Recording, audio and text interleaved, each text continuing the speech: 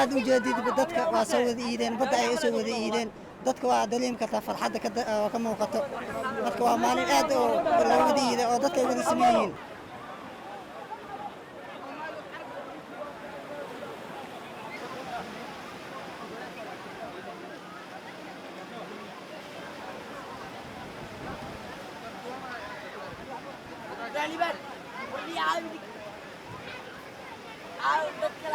jawigeedu waa jawi aad u nabdoon dhalinyaradan tirada badan ee meelaha wareegaysana waxaad u maleeyaa farxadda ciid inay ka muuqato caasimadda waxyaabaha ku soo kordha waxaa ka mid ah bulshadii caasimadda oo aad u maleeya inay develop garoobeen ee xilligii dagaalada iyo magaalada kala qaybsaneed inay ka gudubtay maantana u gudubtay xilli ee dadka isjecel yihiin isku hambalyeynayaan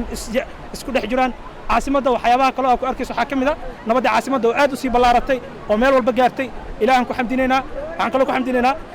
dadka ka shaqeeyay oo dowladda federaalka iyo dhammaan shacabka Soomaaliyeed aad u hambalyeynaa waxaan kaloo hambalyeynaa dadka shacabka ee maanta isku yimid magaalada waan dareemi kartaa dharkooda iyo jawigooda iyo farxadooda iyo liidashay tahay maanta aad aan u faraxsanahay waan ku soo dhaweynaa insha Allah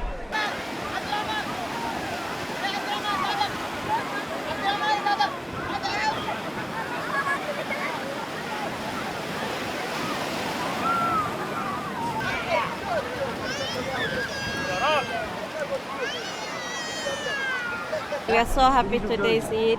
As you can see the environment at the back, it's so wonderful, so special. Yeah, it's beautiful. waxyaabo badan oo gudbanta nabadgelyo iyo ugu duwanta